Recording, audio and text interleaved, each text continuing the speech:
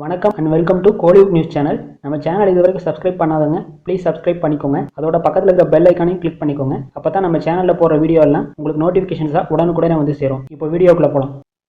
Actor ஆர்யாவோட acting and இயக்குனர் பா ரஞ்சித்தோட டைரக்ஷனில் கடந்த 2021ஆம் ஆண்டு ஓடிடியில் வெளியான சர்பேட்டா பரம்பரை படம் மிகப்பெரிய வெற்றி அடைஞ்சது. இதை தொடர்ந்து சர்பேட்டா பரம்பரை பார்ட் 2 படத்தை ஆல்ரெடி அஃபிஷியலாக அனௌன்ஸ் பண்ணியிருந்தாங்க. இப்போ புதுசாக வந்திருக்கிற அப்டேட் என்னன்னா, சர்பேட்டா பரம்பரை பார்ட் 2 படத்தோட ஷூட்டிங்கை வர ஏப்ரல் மாதத்தை தொடர்ந்து ஸ்டார்ட் பண்ண போகிறதா இப்போ ஒரு அன்அஃபிஷியல் நியூஸ் வந்திருக்கு.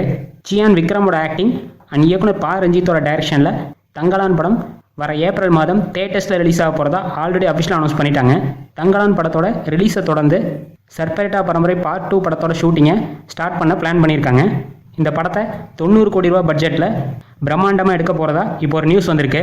சர்பேட்டா பரம்பரை பார்ட் 1 படம் ஓடிடி தளத்தில் வெளியானதால் பார்ட் 2 படத்தை மல்டிபிள் லாங்குவேஜஸில் ஒரு பேன் இந்தியன் மூவியாக தியேட்டர்ஸில் ரிலீஸ் பண்ண பிளான் பண்ணியிருக்காங்க.